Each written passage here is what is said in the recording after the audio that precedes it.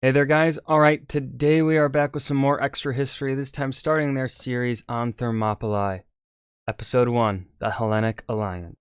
Before we dive in, make sure you go and check out the links in the description box below. I would love it if you joined the Discord and followed me over at Twitch. Okay. Oh man, my knowledge on Thermopylae is pretty fucking rusty. So, we'll see how this goes. Let's go ahead and just dive straight into it. Corinth, 480 BCE. Representatives from 70 Greek city-states have gathered to discuss a common threat. Persia, the Dun, dun, greatest dun. empire the world has ever seen, is invading Greece. These Greek city-states are discordant and distrustful. Some of them are technically at war with each other, but they've come together for the first time in history to face a common enemy. Yet, even under the threat of annihilation, they can't agree. By the time they adjourn, only 30 states remain in this new Hellenic alliance. Of the 700 city-states in Greece, There were that fucking many? Holy shit. most have opted to either stay neutral or capitulate to Emperor Xerxes. The Greeks, those who are left, choose the place that they will take their stand. A lonely pass between a mountain and a sea. Thermopylae. Bum, bum, bum, bum, ba-da-dum, bum. This video is brought to you by Total War Arena, where you can write your own history and Oh my god. That fucking game? I remember. Oh wow. Is that game still alive? Thermopylae. Download the game with the link below and use the code HOPLIGHT for extra goodies.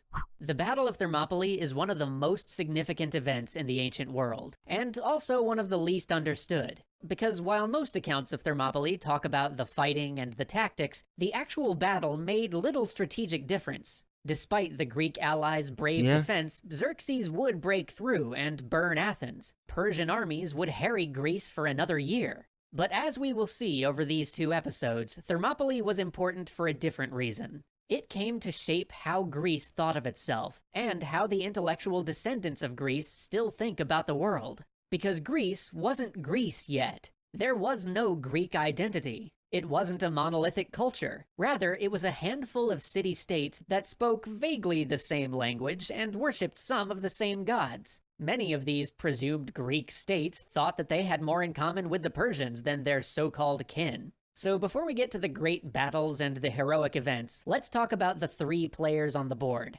Sparta, Athens, and Persia. And any discussion of Thermopylae has to start with Sparta.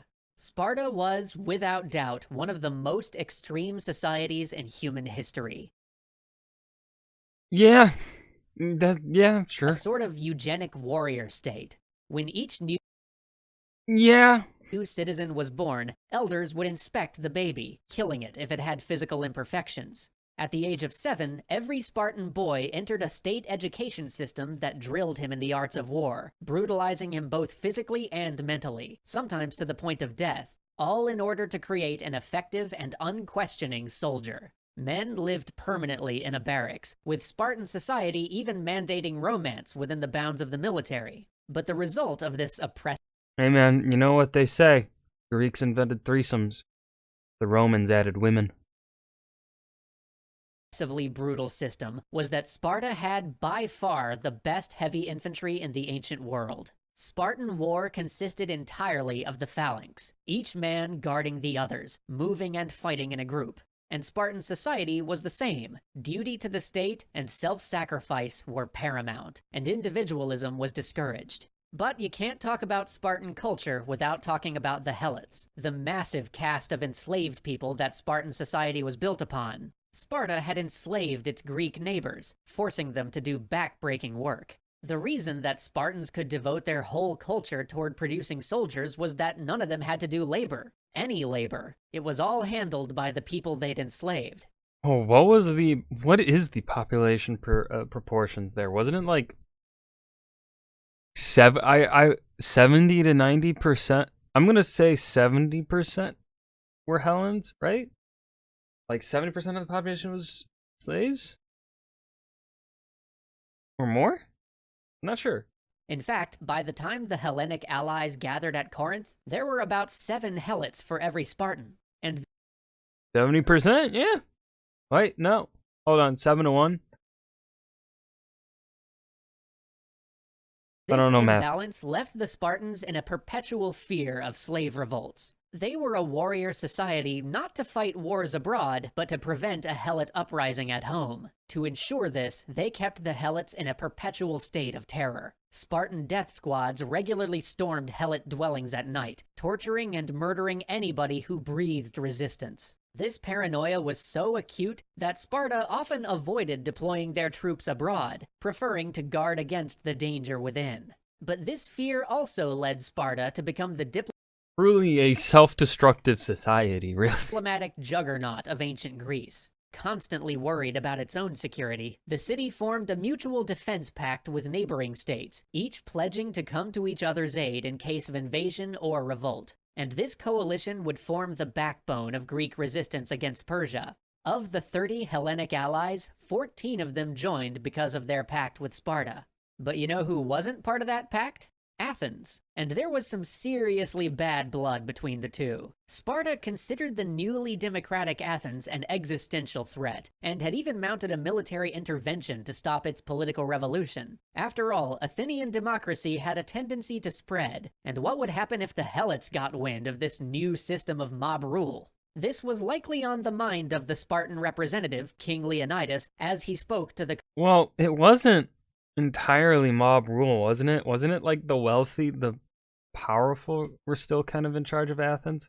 Like only 500 people really got a say? I think I'm so rusty on this time period. Congress, where he found himself suddenly on the same side as his Athenian rivals. Athens was the opposite of Sparta in almost every way. Athenians valued individualism, disdaining anyone who couldn't argue political opinions. Their society turned out philosophers, mariners, and playwrights, citizens first and soldiers second. And in this new democratic society, the elites were politicians, guiding the ship of state by persuading the populace to vote for ballot measures. And one of its greatest political minds was Themistocles. When the city had discovered a new silver vein, he had persuaded the voters to use that money to found a navy, rather than just sharing the money out amongst the populace. And it was Themistocles, master of this shiny new fleet, who represented Athens at Corinth, putting aside his reservations about Sparta, much like Leonidas was putting aside his queasiness about working with Athens. Given the Spartans' warrior culture and diplomatic prowess, he even supported Leonidas as overall leader of the coalition.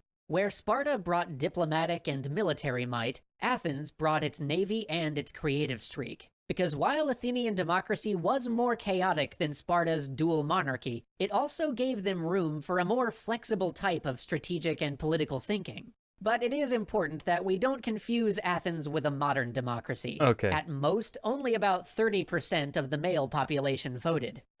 Thank you. I was waiting for that clarification, and I'm so glad he added it because I couldn't quite remember what the numbers were. Athenian women couldn't hold property or run households like their Spartan cousins, and foreign slaves, while not treated quite as badly as the Helots, did make up about half the population of this great city God damn, people. So much slavery. state of equals. In fact, while both Athens and Sparta insisted that they fought for freedom and against Persian slavery, they didn't mean freedom in the way that we understand it. They fought for the freedom of self-determination, to evolve their city-states into democracies or rigid warrior cultures as they saw fit. Because they were right, that kind of experimentation would not be tolerated under Persia. Yet the Persians, ironically, would tolerate a lot. Because, funny thing about those slavers of Persia, they didn't own slaves. The workers that built the great monuments of Persepolis, carving the empire's massive canals and engineering its underground irrigation tunnels, those people got paid wages according to their level of skill. In addition to that, the Persian emperors tended not to force their culture and religion on the people they conquered. Sure, if people wanted to convert to Zoroastrianism, great. And if they wanted to adopt Persian culture, well, good on them. But it wasn't a requirement. In fact, the Persians often behaved more like liberators than conquerors, restoring people to their homelands if the previous ruler had uprooted or oppressed them. The empire's founder, Cyrus the Great, famously freed the Jews from captivity in Babylon. Everybody won. The Jewish elites got to go home, and Cyrus got a loyal buffer state between Persia and Egypt. And this tolerance was even more impressive considering the size of the empire. By the time the Persian Emperor Xerxes clashed with Leonidas at Thermopylae, his state stretched from northern India to Egypt to Ethiopia. And the Persian bureaucracy ran that territory with unprecedented efficiency. It was so impressive that Alexander the Great just copied it when he conquered Persia 150 years later. As long as territories paid their taxes and didn't revolt, Persia basically left them alone. If they did rise and revolt, though, the punishment was merciless. And that's where this whole business got started. In 499, Greek cities in Ionia rose against Persian rule, declaring themselves democracies. Seeing an opportunity to spread its governmental system, Athens aided its new sister cities and made themselves a permanent enemy. In response to this slight, the Persian Emperor Darius had invaded Greece, swearing to raze Athens to the ground. And he would have too, if a small Athenian army hadn't met him on the plain of Marathon. There, the Athenians won an improbable victory and drove the Persians into the sea, which would have been slightly less improbable if Sparta had helped out, but the Spartans had been in the midst of a religious festival and refused to anger the gods by marching to war. But that wasn't the end of the Persians' ire. Oh no. For the armies of Darius' son, Xerxes, were marching into Greece, crossing the Hellespont on a kilometer-long pontoon bridge built by Egyptian and Phoenician engineers, accompanied by the largest invasion ever assembled. Where his father had failed, Xerxes aimed to succeed. So Athens and Sparta, these once and future enemies, got to work. After days of strategizing, Themistocles proposed a two-front defense. First, the Athenian navy would stop the Persian fleet from landing troops behind the Greek army. Second, Leonidas and his Spartans would hold the Persian army at bay on land, in a lonely pass named after the geothermal springs nearby. This pass was known as the Hot Gates, Thermopylae. And that was Thermopylae, the Hellenic Alliance Extra History #1 by Extra History, because they're no longer going by extra credits. Though at the time that this was released, they were called extra credits. Yeah, I've got nothing really to add here at the end. They did a good job of covering their bases on things, for a 10-minute video, the depth that they covered, especially in regards to the governmental systems of these two city-states and also Persia, I think they did a pretty fucking good job of handling that. Of course, they can't go into depth in a 10 fucking truly go into depth that is warranted to really explain Athenian democracy and the dual monarchy of Sparta. It's a lot. But I think they did a pretty good job of summarizing it and making it just passable. So yeah, I hope you guys enjoyed. Remember to hit that like button and subscribe for more, and I will see you guys in the next video. Peace.